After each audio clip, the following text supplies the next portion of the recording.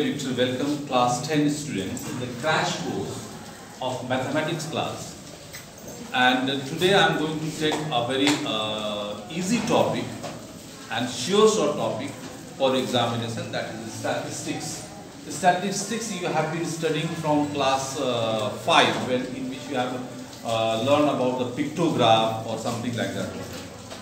Then here in class 10 you have to study about the measurement of central tendency. Means you have given a group data, and from that group data you have to find the value of central tendency by three methods.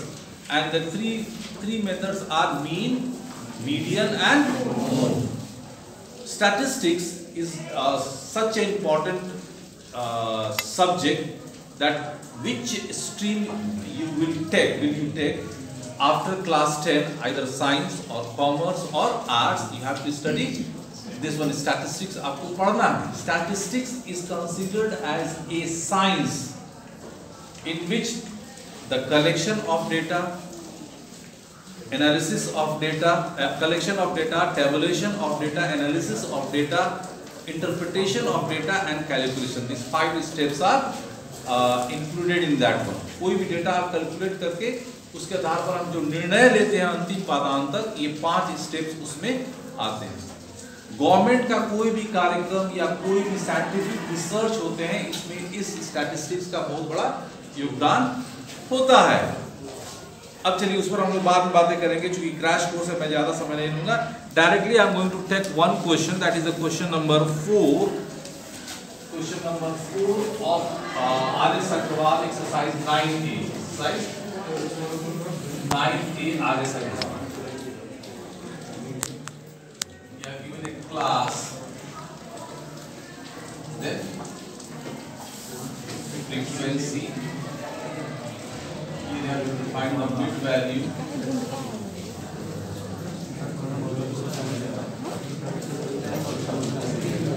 F is equal to X. 1, 2, 3, 4, 5, 6.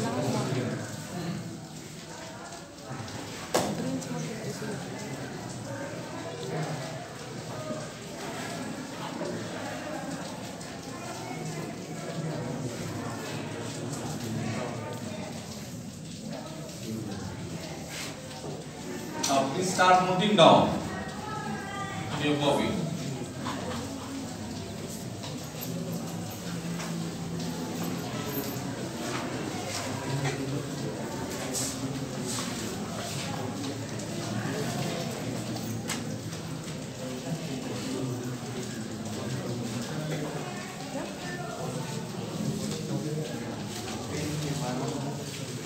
Now in your question you have given only these two information: class interval and frequency.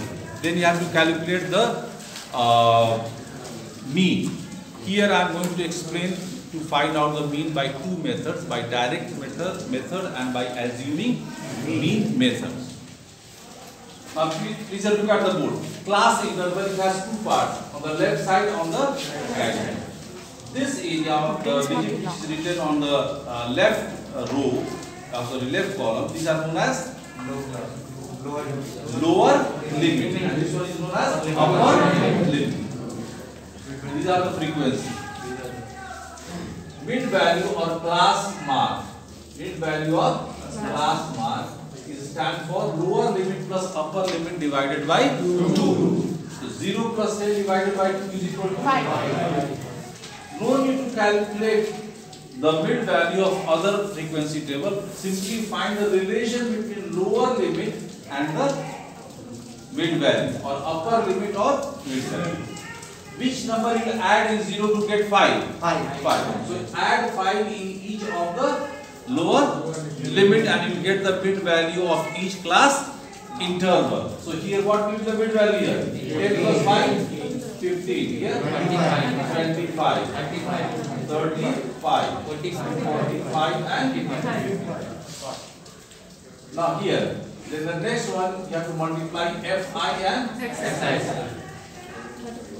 7 5 35, 15 5 75, 25 6 100 and 50, 12 बचे 60, 12 दिया 36 और 6 420, 8 बचे 40, 8 चौका 32 और 4 36, ये हो जाएगा 110। अब देखिए एक लेटर हम लोग यूज करते हैं सिग्मा, इसको हम बोलते हैं sigma. Sigma means it is a Greek letter. Sigma this ये ई की तरह हम लोग नोटेशन करते हैं। Sigma means sum of the given data, sum of the given data. तो यहाँ सिग्मा एफ हम निकालेंगे, सिग्मा एफ। इसको ऐड कीजिए, 7 5 12 6 18, 18 और 12 30 और 8 38 और 2 5 और 5 10, 3 और 1 4 और 7 11 5 16 2 18 18 और 6 24 और 1 25, 2 1 3 3 3 6 6 6 4 10 10 और 1 11। एक बार और हम लोग कर लेंगे, 5 5 10, एक है 2 2 और 6 8 8 2 10 5 15 15 और 7 22 22 और 3 25 25, 2 और 1 3 3 और 4 7 7 3 10 और 1 11। ये हो जाएगा हमारा सिग्मा fx, ठीक है ना। मीन का फार्मूला क्या होता है, यहाँ निकालो। Mean is equal to sigma fx upon sigma 1150 divided by 40। Cancel हो गया, ये हो जाएगा 4 2 जा 8, या कितना बचा 3 3 and 5 35, 4 8 जा 32, 3 बचा, 4 7 जा and 4 5 जा। अब इसी को हम लोग एज्यूमिंग मीन से कैसे निकालेंगे। अब यहाँ देखिए, एज्यूमिंग मीन निकालने के लिए आपको मिड वैल्यू में आना पड़ेगा। यहाँ तक आपको वही काम करना है। सो कैलकुलेट करना है 1 2 3 4 5 6। वाह, आप किसी भी मिड वैल्यू को एज्यूमिंग मीन मान सकते हैं। You can assume any value of the mid value as assuming mean, but for the sake of convenience we'll try to get almost the center mid value as the assuming mean। अब इसमें 6 है तो ऊपर से तीसरा या नीचे से हम लोग तीसरे को ले लेंगे। मानो हम ये लेते हैं, ठीक है ना। तो our assuming mean is equal to 35 and these all are the xi। so here you have to find, यहाँ लिखिए assuming mean is equal to 35। एक टेबल हम, 2 टेबल हमको और बनाना पड़ेगा, ठीक है ना।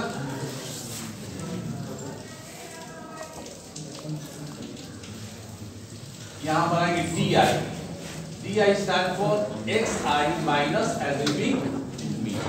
These all are the xi, these all are the xi। This one is the xi for this class interval as well as the assuming mean। अब ये क्या हो जाएगा, xi माइनस ये क्या हो जाएगा, 0। अब यहाँ क्या हो जाएगा, xi minus this one 25 minus 30, ये xi हो गया, एज्यूमिंग हो गया, कितना हो जाएगा ये माइनस 10, ये कितना हो जाएगा माइनस 20 माइनस 30, ये हो जाएगा 10 और ये हो जाएगा 20, 45 में 45 10, तो ये xi हो गया और ये एज्यूमिंग मीन हो गया। तो 45 में 35 10, 45 में 35 20 हो गया। अब यहाँ पर निकालेंगे एक और टेबल हम लोग fi इंटू di। अब इसको और इसको मल्टीप्लाई करेंगे हम लोग, 5 इंटू माइनस 30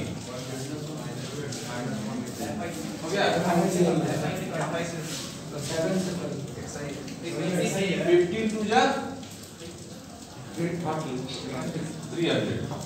फिर 25 10 जा 250, ये 0 हो जाएगा हमारा। 45 10 जा 450 and 55 2 जा 110 और एक और 0 हो गया। अब माइनस वाले का पहले प्लस वाले का सम निकालिए, ये हो जाएगा 0 5 4 + 1 5 1 माइनस एक मिनट सर, ये से होगा, आप गलती कर दिए। 7 3 जा 21, 5 2 जा 100, बाकी बचे 6 माइनस 60, 12 into 0 0, 8 into 10 80, और 2 into 20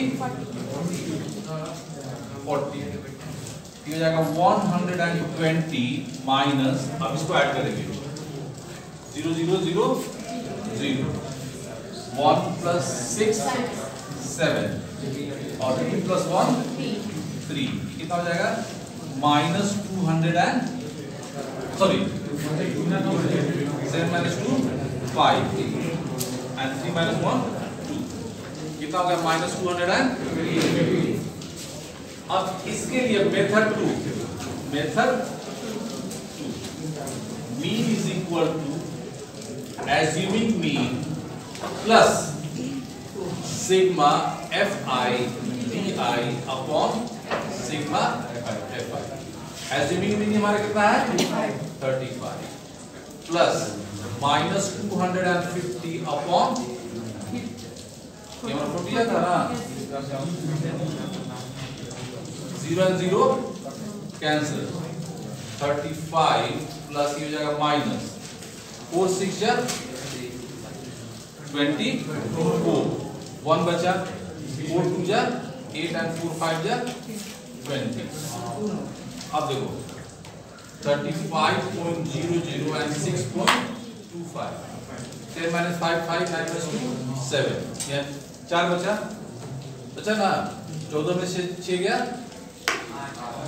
8, 28.75, ये आ गया हमारा 28.75।